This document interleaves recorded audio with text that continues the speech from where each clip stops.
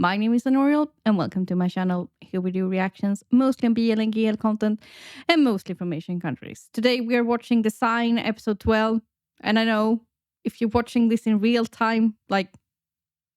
you got episode 11 and then episode 12 like the day after, because I watched episode 11 last week, but it's still in my edit pile.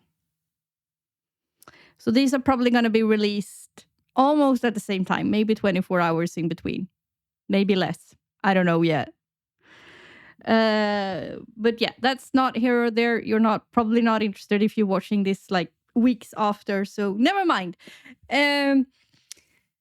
Last time, Paya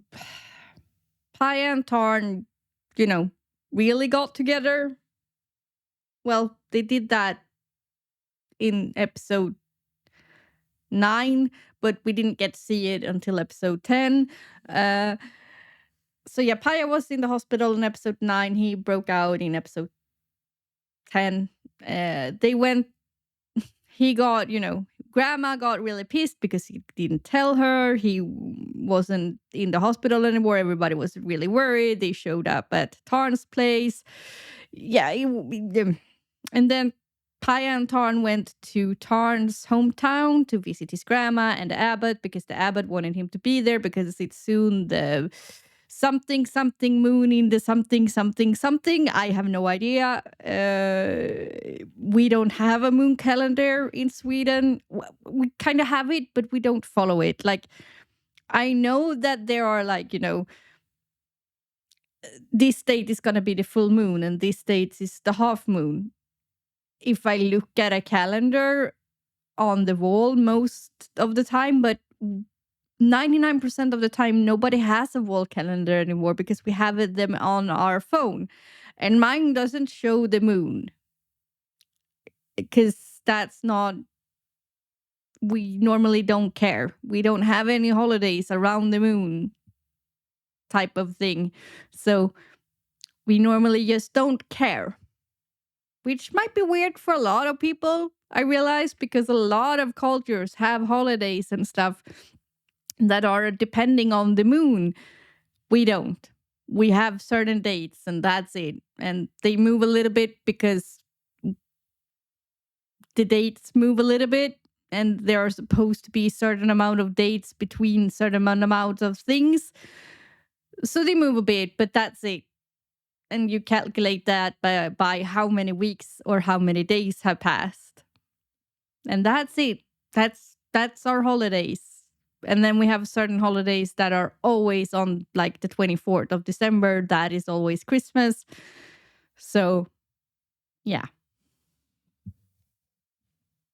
We don't have holidays around the moon. So I don't know what it is, but it's something with the moon. So they went there. Tarn got a vision about someone getting killed, a witness getting killed in the corn case that has things to do with Manti. Tarn said that, he couldn't say how, but he said that she was going to be murdered, and she was. And now the boss, now they figured, and I'm like, how many times have they not talked about this really loudly with everybody in the room? I guess you don't eavesdrop on people's conversation, even if you're in the same room. I don't know if that says more about me or if it says more about them. I don't know. Anyway, so I guess we will see about that too. At the end, Monty, I don't know. He was about to go to the place where Thorn and Paya is. So is probably the psychiatrist, Sean Lati. I don't know. So, they're going to be attacked from two fronts here and it's going to be a mess. So this episode is probably going to be fast-paced, like super fast-paced. It's also a bit shorter than other episodes. So, yeah. And I don't know if next week is the last one. I think it is, because I think I saw that they're selling like you could watch it in a theater, and I think that's next week if you're in Thailand. So I don't know. And I don't know if we're gonna get one episode on Saturday next week or if they're gonna delay it a little bit because I think that theater thing is on Sunday. So we might not get a new episode until Monday the 12th. I don't know. I don't speak enough Thai to understand what they're saying in that commercial thing, but I think that might be what they're saying. So I think next week might be the end, which will be sad. Anyway, let's dive into this and I will talk to you afterwards. จากรายงานข้อมูลบริเวณริมแม่น้ำโขงระหว่างชายแดนไทยและลาวเส้นทางนี้มักจะเป็นเส้นทางที่มีการลักลอบขนยาเสพติดจากฝั่งสปป.ลาวข้ามมาฝั่งไทยโดยจะใช้ช่องทางทางธรรมชาติและจะมีการจ้างวานชาวบ้านให้ล่องเรือไปรับและแอบมาขึ้นฝั่งที่ไทยซึ่งยาเสพติดที่จับกุมได้จะมีทั้งยาบ้ายาไอซ์และเฮโรอีนพื้นที่ที่น่าสงสัยที่คาดการณ์ว่าจะเป็นที่พักและผลิตยาเสพติดของมนตรีอาจจะอยู่บริเวณเขตป่าสงวนของหนองคายครับ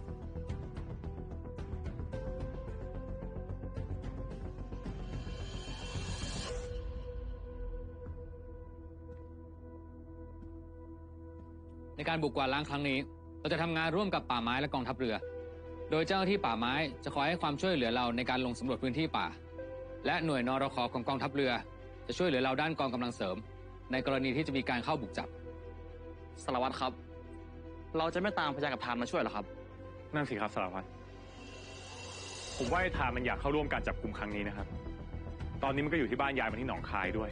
ให้ผมโทรหาเลยไหมครับไอ้ทานมันอยากจับมนตรีมากแค่ไหนสารวัตรก็รู้นี่ครับให้โอกาสมันเถอะนะครับ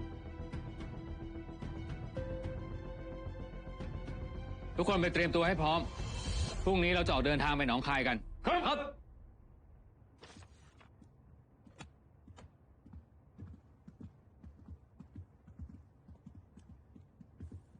ยายคุณอยู่ก่อน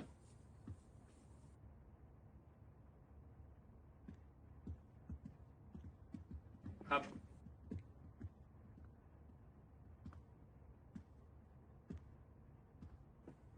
ผมอยากทราบว่าทำไมทานถึงรู้ว่านิ้งกำลังจะถูกฆ่าคือที่ไอ้ทานมันรู้เพราะว่า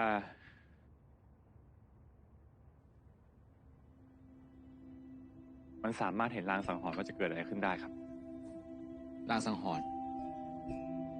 ครับหลังจากที่ไอ้ทานมันเกิดอุบัติเหตุพร้อมกับพ่อแม่ของมันหลังจากนั้นมันก็เห็นลางสังหรณ์มาเรื่อยๆครับสารวัตรรวมถึงคดีที่มันผ่านมามันก็เห็นลางสังหรณ์ล่วงหน้ามาตลอด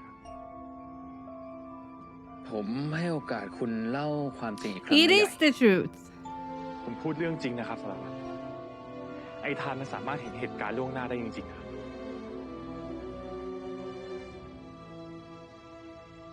But I know it's hard to believe but it's actually the truth พี่ขามคุณต้องพูดความจริงทั้งหมดนะครับโอ้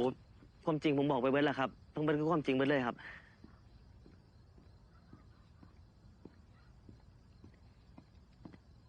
เมื่อคืนมีใครเข้าห้องโจ้หรือเปล่าครับผมโมโหครับแต่ดูจากร่องรอยข้าวของเหมือนมีการถูกรื้อค้นนะครับผมว่าบักโจ้นี้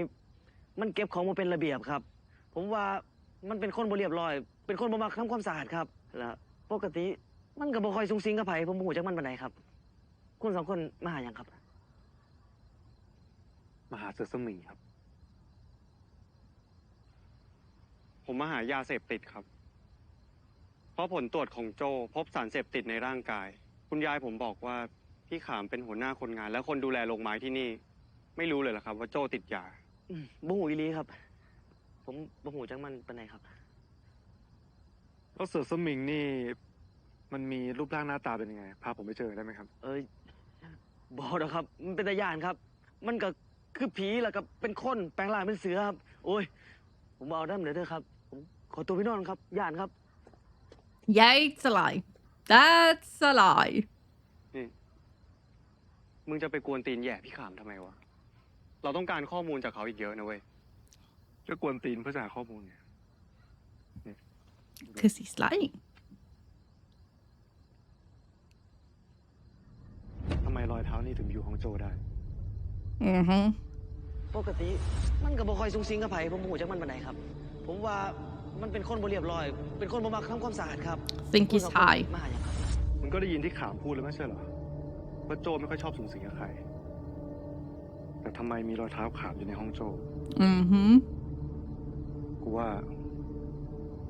ขามมี Oh yeah, he's definitely is.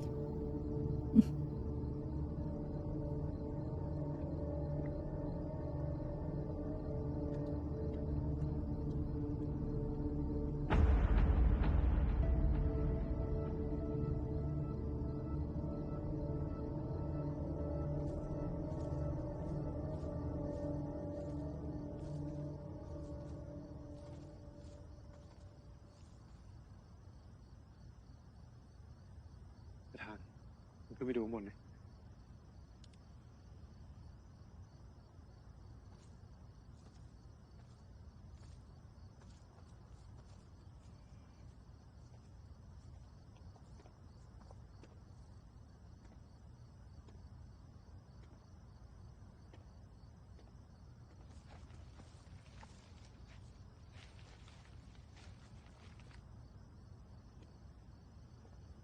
เจออะไรไหมไม่มีเลยวะ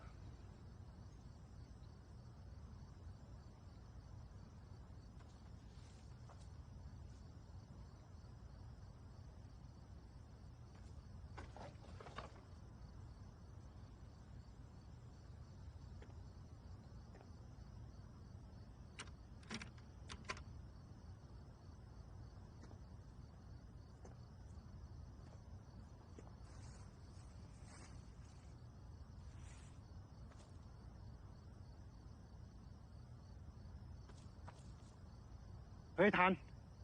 มาดูนี่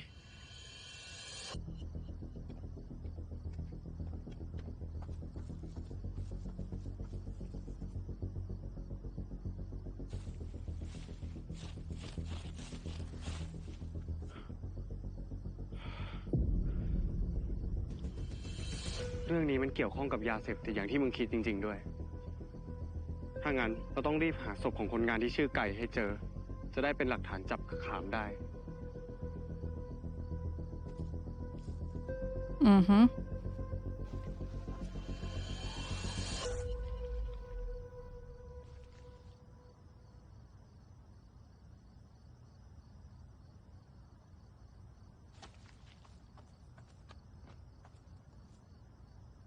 มึงโทรหาหมอชลธรทำไม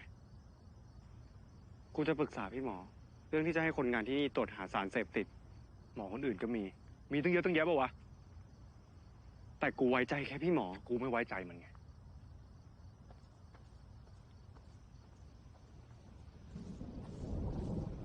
พี่ยาเอาโทรศัพท์กูขึ้นมา เดี๋ยวกูจัดการเรื่องตามหาคนมาตรวจสอบสารเสพติดที่นี่เอง Yeah, but don't call him. เรื่องของครอบครัวกูจัดการเองได้ กูไม่ใช่ครอบครัวมึงเหรอ กูไม่ใช่คนที่มึงรักเหรอ เรื่องกูกับพี่หมอ มึงก็รู้ว่ากูไม่ได้คิดอะไรกับพี่หมอ มึงเลิกหึงเลิกห่วงกูกับพี่หมอไม่ได้หรอวะ ตราบใดที่หมอชโลธรยังวนเวียนและไม่ออกไปจากชีวิตมึง กูจะขวางและทำอยู่แบบนี้แหละ ต่อให้มึงไม่ไว้ใจพี่หมอ มึงไว้ใจกูไม่ได้หรอวะ Well, not ทำไม about มึงต้อง this. วุ่นวายเกี่ยวกับพี่หมอด้วย เขาไม่ทำอะไรให้มึง มึงถึงได้เกลียดเขาขนาดเนี้ย เพราะมันคือพญานาคไง ที่อดีตชาติคอยขัดขวางความรักระหว่างกูกับมึงอะ And I'm not supposed to tell you. ชโลธรคือคนที่พยายามฆ่ากู แล้วเอามึงไปจากชีวิตกู ตอนที่กูจมน้ำเกือบตาย ก็เป็นฝีมือมันพยายามที่จะฆ่ากู กูไม่คิดเลยนะ แค่มึงไม่อยากให้กูอยู่ใกล้กับพี่หมอ มึงจะแต่งเรื่องไร้สาระแบบเนี้ย เฮ้ย กูไม่ได้แต่งเรื่อง กูพูดความจริง ถ้ามึงไม่เชื่อนะ มึงไปถามหลวงพ่อได้เลย หลวงพ่อก็รู้เรื่องนี้เหมือนกัน พอได้แล้วพยา กูจะคิดซะว่ากูไม่ได้ยินสิ่งที่มึงพูดวันนี้ แล้วมึงก็ไม่ต้องพูดเรื่องนี้กับกูอีก กูมีเรื่องสำคัญที่ต้องไปทำศพของคนงานที่ชื่อไก่ต้องอยู่ในป่านี้ กูต้องหาให้เจอ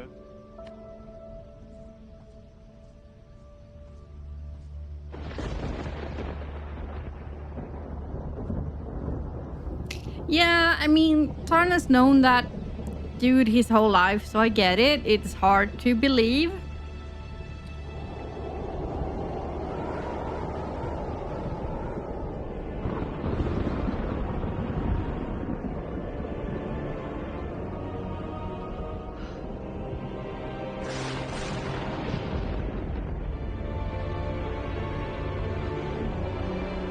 ถึงเวลาของคุณแล้วสินะ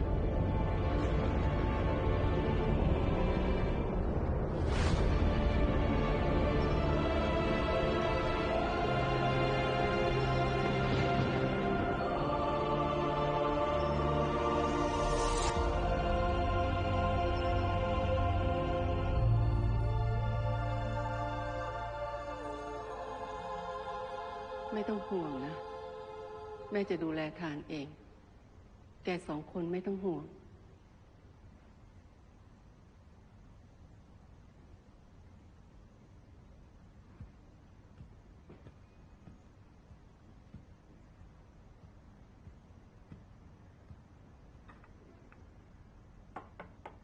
ทาน ลุกขึ้นมากินข้าวบ้างเถอะลูก อย่าเอาแต่เก็บตัวอยู่แต่ในห้องเลย ทาน ทาน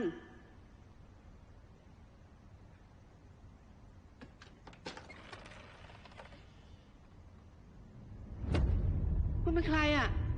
เข้ามาในห้องหลานฉันได้ยังไง เมื่อถึงเวลาเจ้ากับข้าจะได้อยู่ด้วยกัน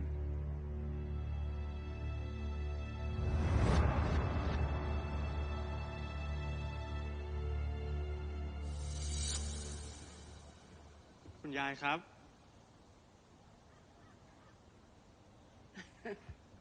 ผมคิดถึงยายที่สุดเลย แหมมาถึงก็ปากหวานใช่นะอ่ะแล้วไหนอ่ะเพื่อนที่บอกจะแนะนำให้ยายรู้จัก Oh, so she นี่ knows ครับ too. เดี๋ยวผมแนะนำให้รู้จัก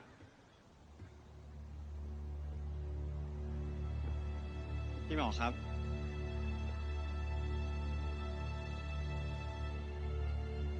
นี่ไงครับคุณยาย วันนี้ผมจะพามาให้คุณยายรู้จัก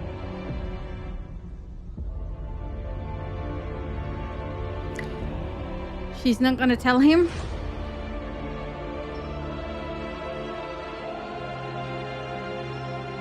She never did, I คุณ think. ยาคุ้มครองทานด้วยนะลูก Why did all these people just let him insert himself in his life if they all ต้องการ knew? คนที่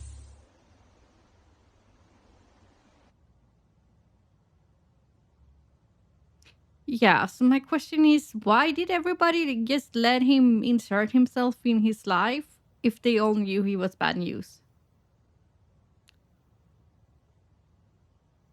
Why did no one say anything before?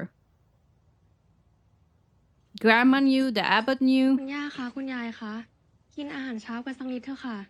ตั้งแต่เมื่อคืนยังไม่ได้กินอะไรกันเลยนะคะ เดี๋ยวคุณย่าคุณยายจะเป็นลมเอาอ่ะนี่เมื่อคืนนี้ก็หลับไม่ค่อยสนิทด้วยค่ะ ได้ยินเสียงน่ากลัวดังออกมาจากป่าหรือว่าเสียงเสือสมิงนั่นจะเป็นเรื่องจริงคะ Oh no, it's the Naga. ย่ายังไม่หิว พี่ชายเราอ่ะ หายไปกับทานทั้งคืนไม่กลับมา ย่าโทรไปก็ไม่รับ ขอให้ทั้งคู่กลับมาอย่างปลอดภัยทีเถอะ นี่ขนาดตำรวจเองอ่ะยังบอกว่าจะจัดการเอง ก็ยังไม่ฟัง ฉันว่าครั้งเนี้ย คงไม่ได้มาพักผ่อนพักร้อนแล้วนะคะ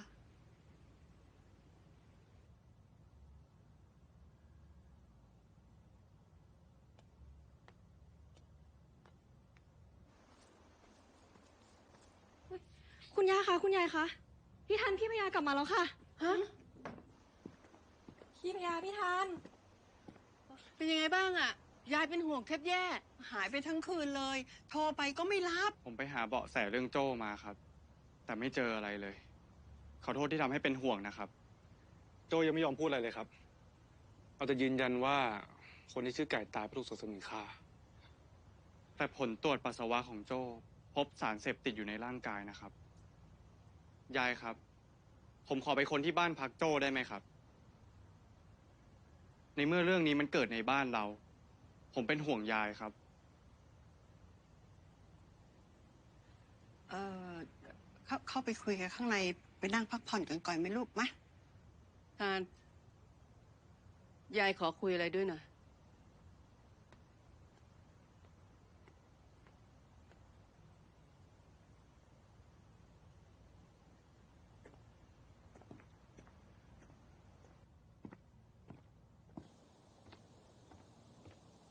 Tell him about the doctor.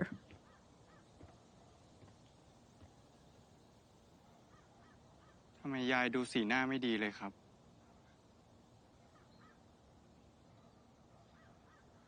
ยายแค่รู้สึกใจคอไม่ดี เหมือนตอนที่เสียพ่อแม่ของทานไป ดูเหมือนความรู้สึกแบบนั้นน่ะมันจะกลับมาอีกคำที่หลวงพ่อเคยพูดไว้ ตั้งแต่ตอนที่ทานยังเป็นเด็ก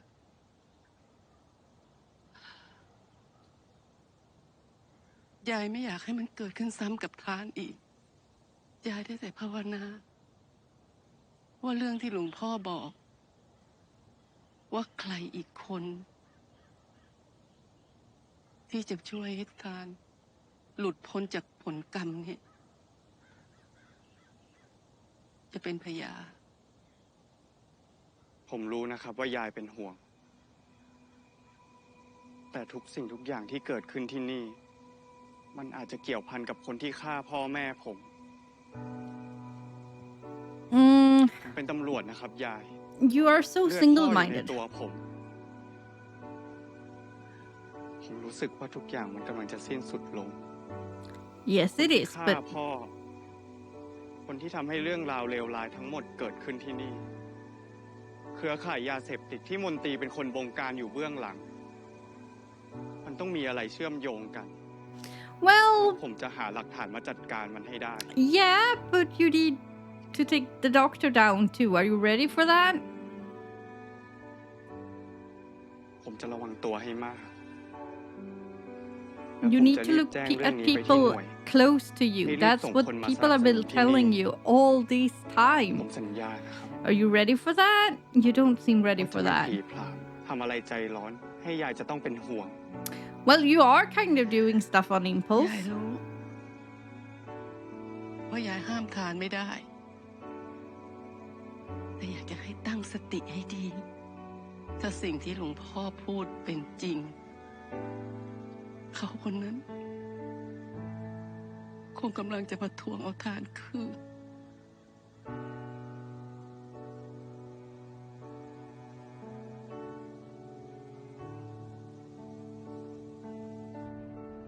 ครับ เดี๋ยวผมจะส่งงานศิลปะไปเป็นของขวัญให้กันแล้วกันนะครับท่าน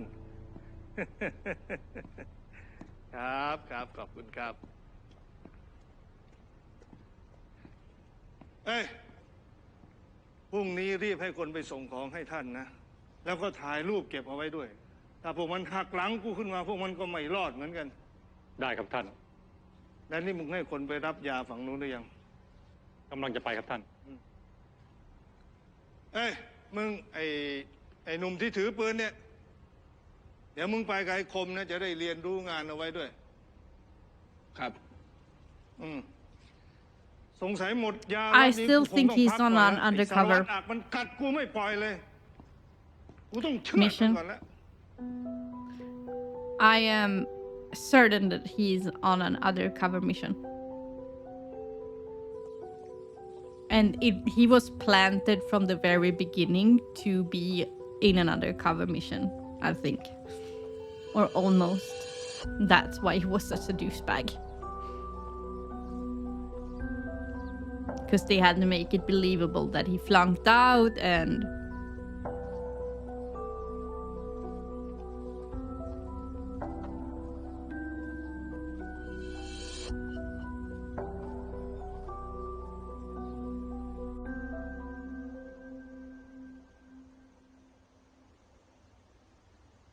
ผมต้องการคนที่รู้เส้นทางของโจ้กับไก่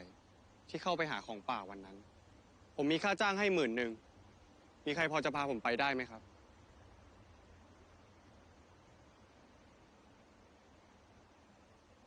Mm-hmm. หรือต้องการเท่าไหร่ บอกผมได้นะครับ ผมว่าไม่มีใครกล้าพาคุณ2 คนเข้าไปหรอกครับ เพราะทุกคนกลัวเรื่องเสือสมิงที่โจ้มันบอก ไม่ต้องกลัวนะครับ เสือสมิงมันไม่มีจริง อาการที่โจ้เป็นมันคืออาการหลอนยา ผลตรวจของตำรวจก็ออกมาแล้วว่าโจ้เสพยาเสพติด โอ้ยแต่คุณไอเสื้อแนวนั้นก็ตามใจเด้อ แต่ว่าพวกเข้ามันเสื้อว่าบ่ไก่ดึกเสื้อสมิงจับกินแม่นบ่พวกเข้าแมนข่อยขอเตือนหน่อยก่อนเด้อสันเจ้ากล้าเข้าไปในป่านั้น ถึงเสือสมิงจับกินสู้ข่อยบ่รับผิดชอบมีไผกล้าไปบ่ตามใจคุณเลยมัวสิไปเฮ็ดงานล่ะไปเร็ว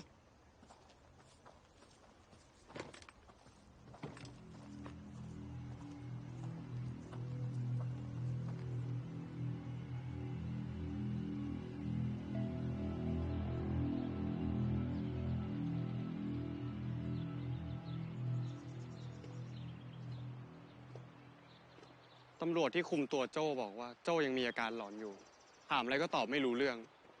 นี่คงให้การเรื่องทางเข้าป่าไม่ได้แน่ๆกูว่าขามคงวางแผนทุกอย่างไว้หมดแล้วล่ะถ้าเกิดศพของคนที่ชื่อไก่อยู่ในป่าจริงแล้วก็กูกลัวว่าถ้าเสือหรือสัตว์กินเนื้อมาเจอเข้าอะเราหาหลักฐานมาจับคนร้ายไม่ได้แน่ๆ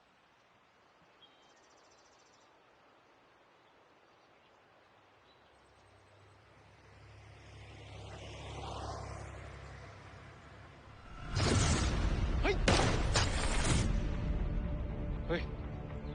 ไม่เป็นไร กูเห็นขามกำลังจะถูกฆ่า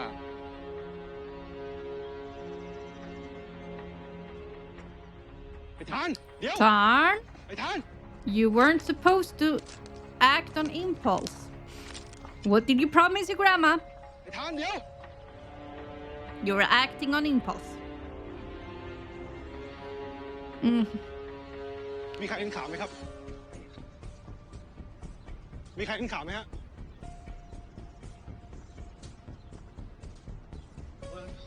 ขามจะกลับเข้าไปในป่าไปจัดการทำลายหลักฐาน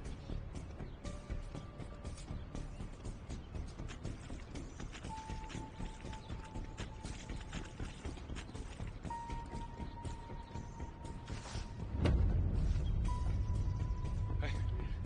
พวกเราเจอขามแล้ววะ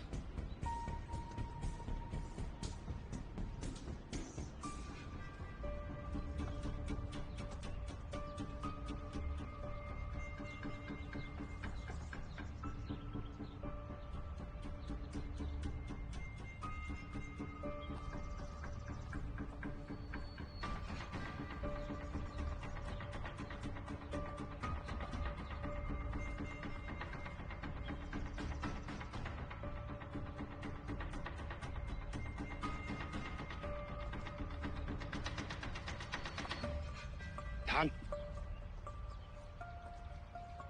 นี่น่าจะเป็นทางที่ขามใช้เป็นประจำ มันถึงทำสัญลักษณ์นี้ไว้ไปฮึบอ่ะ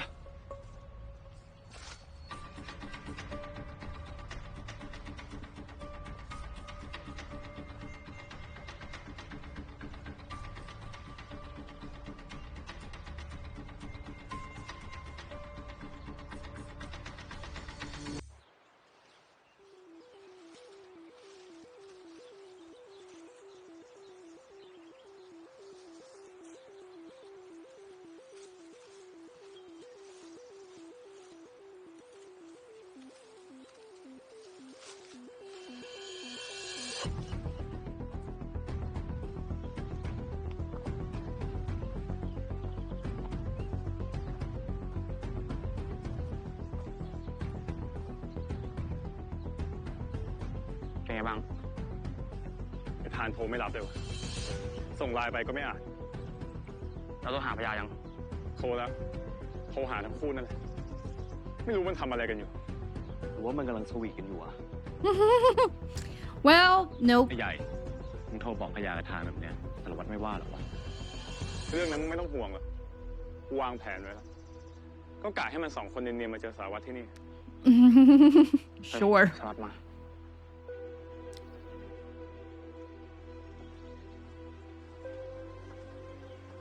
เตรียมตัวให้พร้อม เจ้าที่ป่าไม้ถึงแล้ว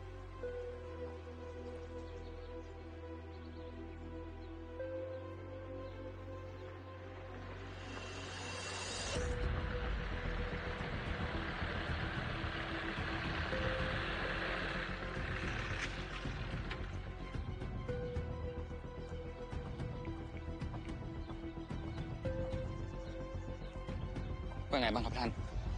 คณะกรรมการทางวินัยอนุญาตให้ทานกลับมาปฏิบัติหน้าที่ไหมครับ ทราบครับ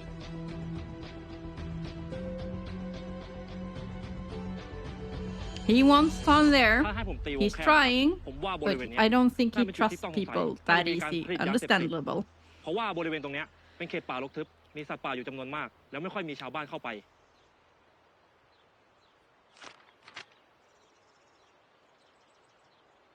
สารวัตรครับบริเวณป่าที่เจ้าหน้าที่ป่าไม้บอก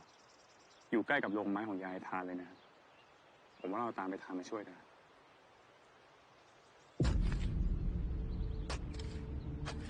I think he wants to, but he, disciplinary action and stuff like that. If Tarn is involved and he's still on forced leave, it could tarnish the evidence. Like we talked in the last episode about, evidence from poisoned fruit, like spoiled fruit. It is all part of the same poisonous tree. You can't use anything that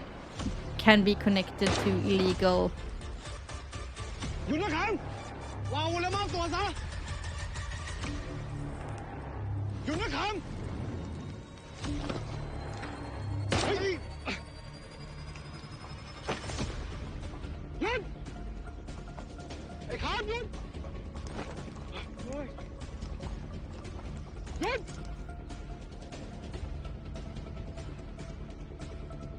They don't know that the police are there. Oh, this could end very badly.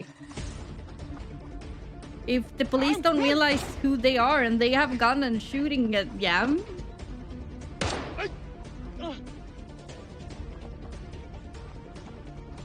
นั่นเป็นคนที่ขโมยยาแล้วมาที่ก่อนนี่พี่ชาติเดี๋ยวมึงไปจัดการให้คนที่ขโมยยาไอ้กู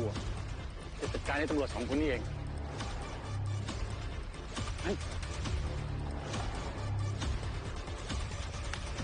มอบตัวซะกูบอกว่ากูไม่ได้เห็นอย่างผิดกูเห็นนะศพที่หลุมอะคือศพของไก่ใช่ไหมแล้วสิ่งที่มึงขุดออกมาคือยาเสพติดใช่ไหมถามไปเอายาเสพติดมาจากไหนไปทำ Yeah, and here comes him. This is gonna end very messy.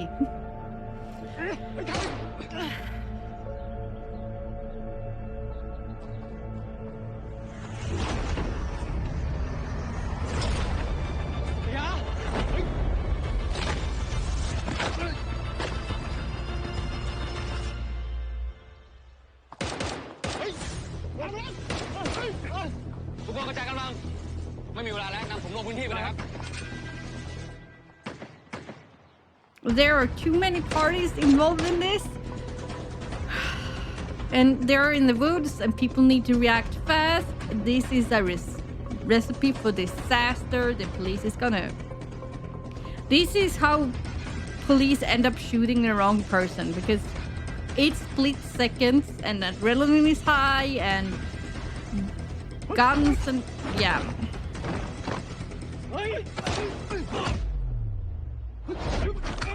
This is not good. Because they are in civilian clothes and there are guns and it's going fast and people need to react in split seconds and this could end in disaster.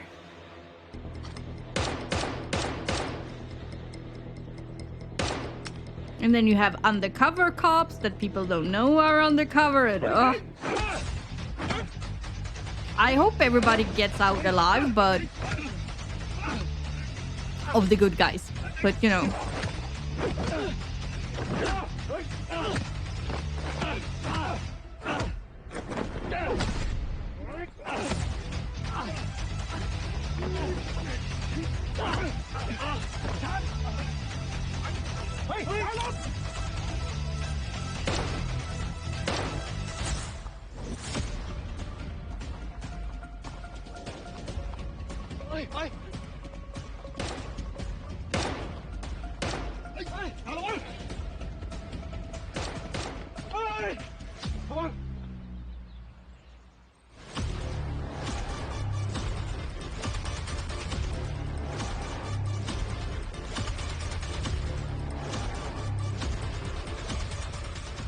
Oh, man, son.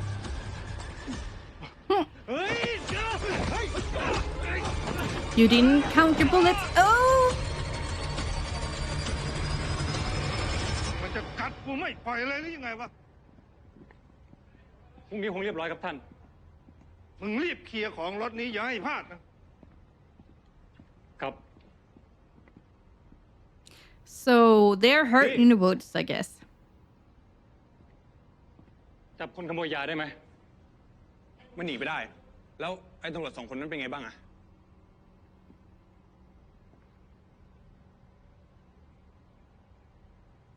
Oh, he's suspicious. He doesn't trust you.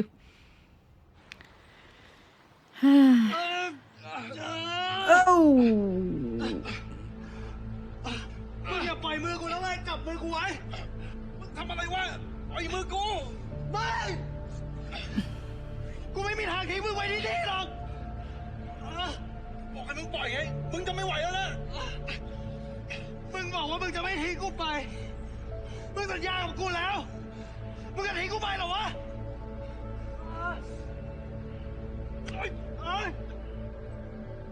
ทำเหี้ยอะไรพยาไม่กูขอโทษนะทำเหี้ยอะไรพยาที่กูทำสัญญาไม่ได้ทำเหี้ยอะไรเนี่ยไม่พยา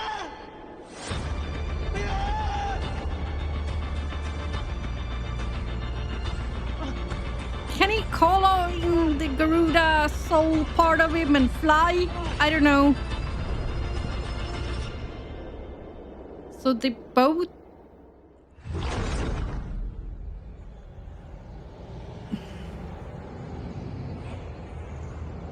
But he got saved by the doctor.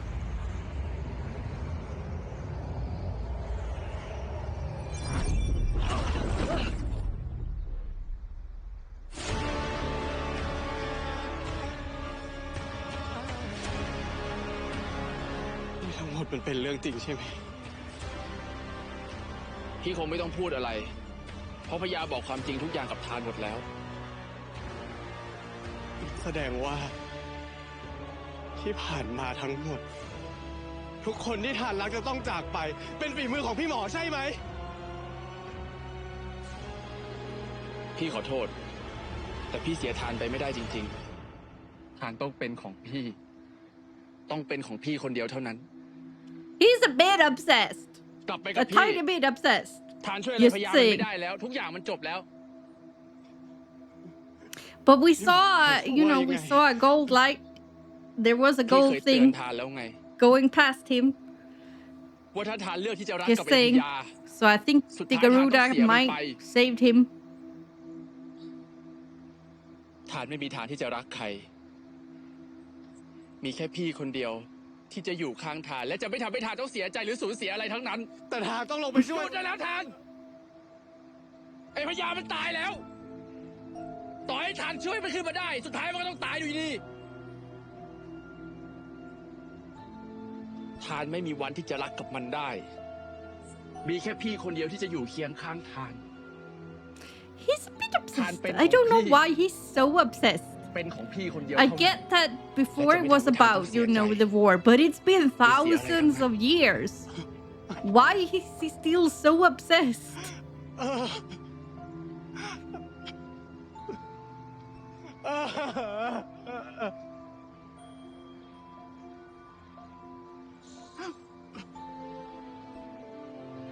ทานต้องรับปากว่าทานจะกลับไปกับพี่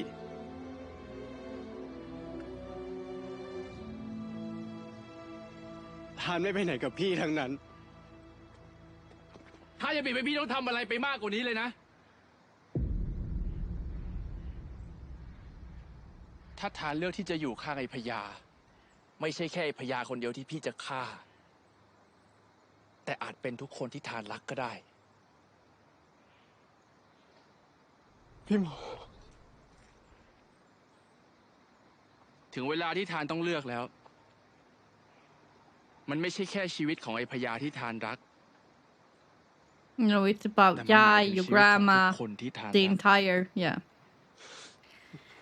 everybody you have some kind of relationship with.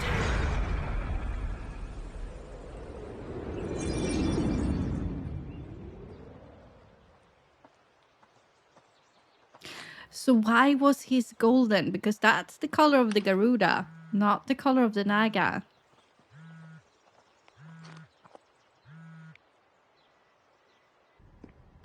อยู่ไหนกันแล้วครับ เรากำลังจะเข้าบุกจับแล้ว ผมว่าสารวัตรไปตามไม้พญากับไปทานก่อนดีกว่า ตอนนี้มันโดนทำร้าย อะไรนะทานกับพญาถูกทำร้ายเหรอแล้วตอนนี้เขาอยู่ไหน พญากับทานมันอยู่ที่ He's in trouble. มึงคุยกับใคร Oh, poor Shark. ทานทาน Yeah, Shark is undercover. If you haven't figured that one out, he's undercover, people. He's been working with you guys.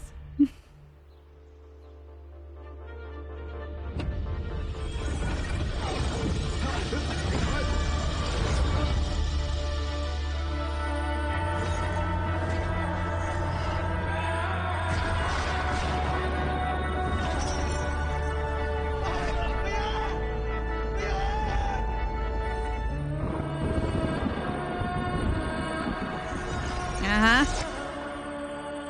Oh, so he's back there.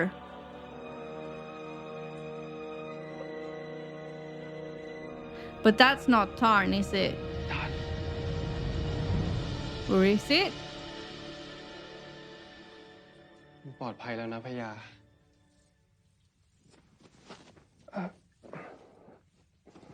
ไม่ต้องพูดอะไรแล้ว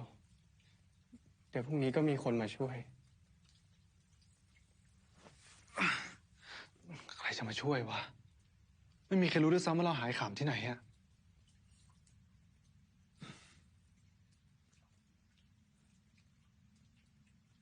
ไม่เป็นไร เดี๋ยวคืนนี้เรานอนพักที่นี่แหละ พรุ่งนี้เราค่อยหาทางออกไปจากที่นี่กัน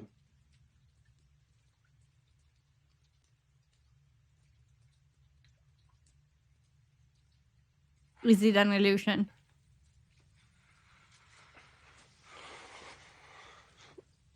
I'm guessing it's an illusion. Just like last time. Or is it, did he get to say goodbye?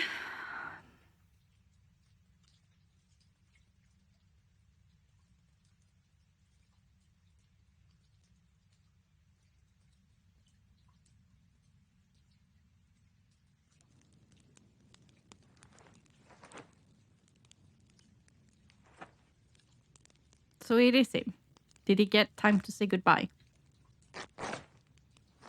Because I don't see how the doctor gave him permission to go there. อย่างน้อยที่เราฝึกกับชีวิตรอดในป่าก็ได้เอามาใช้จริงวันนี้นะทางเดียวที่เราจะรอด คือกูต้องออกไปจากที่นี่แล้วตามคนมาช่วยไปด้วยกันนี่แหละถ้าเกิดมันขึ้นไปคนเดียวแล้วพวกโคมมันอยู่ข้างบนมันสู้ไม่ไหวหรอกไปก็ไปด้วยกัน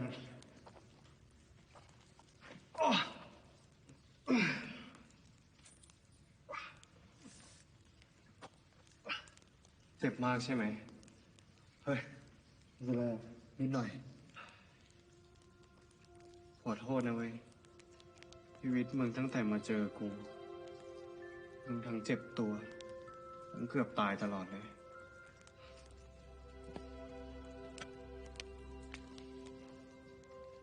ต่อให้กูไม่ได้คบกับมึงกูเป็นตำรวจนะเว้ยกูต้องอยู่กับความเสี่ยงอะไรแบบนี้อยู่แล้ว Mm-hmm. กูดีใจนะที่ชีวิตกูได้เจอมึงมึงทำให้ชีวิตกูมีความสุขที่สุดกูสัญญาว่ากูจะไม่มีวันลืมมึง Oh, yeah. So he got time to say goodbye, but that's it. กูจะรักตลอดไป So then the question is Paya even awake or is this just a dream? พูดอะไรแบบนี้ Did he just dreamwalk into Paya's dream? Is he hurt like at the end of the forest or down at the forest? Or is this real?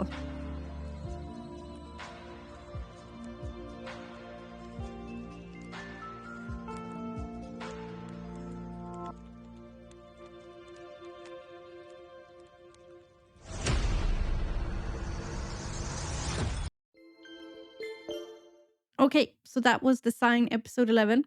We got confirmation that Shard is undercover. I said that in episode 10, I think. Tarn now knows about the doctor, Charlatine. I want to say Shonatine, but Shonatine, but that's another series, and I don't think that's his name. So I think it's Charlatan, but I'm not sure. Anyway, the doctor. So yeah.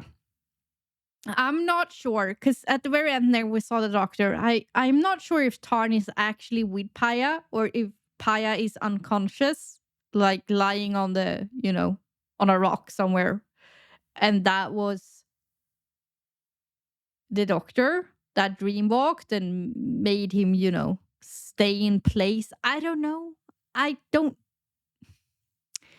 It could be so many things. I don't really know. Yeah. So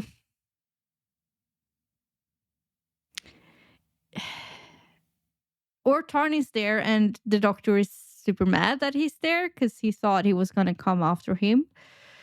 I think Paya survived because the Garuda saved him, or his Garuda spirit saved him in some way, or the Naga spirit. But we saw that golden light going past Tarn when the doctor went in and picked him up with the green black thing. We saw golden light going super fast past him. So I think that's what saved Paya. Yeah. Intense episode, like I said. Still a lot of small details that we need to figure out. We know that Monty is involved with the parents' death, or he was, the drug cartel thingy was involved with the parents' death. The doctor is now, his involvement is there. I'm still thinking that the doctor is somehow manipulating people's memories and minds and stuff like that, but we haven't really seen evidence of it. But it's just a feeling I get that would be, because people, when they meet him, after they meet him, they, start acting a bit strangely. So I'm thinking that he might have some kind of suggestive powers from the Nagas, because he seems to have a lot of powers. I don't know if he ever been reborn or if it's the same dude that's lived for thousand and thousand and thousand of years, and if so, he's a half god or a god or a mythological being. I don't know. And that's why he has all his powers, while Paya and Tarn,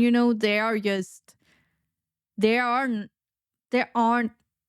Naga and Garuda anymore, but their spirits still kinda are. I don't know, but they're more human, so they don't have all their powers. Maybe? That's kind of how I see it. Anyway, it's such an I adore this BL. Like it's such a different BL. It is such, this gives me hope for the entire BL genre, that we can evolve, and we can evolve in a good way, like in a brilliant way. More of this, please. More of this. Whatever IDOLFACTORY is doing, it is working. Like they're going from strength to strength to strength. And I can't wait I know we got an episode left at least. I think now next week is the last one, but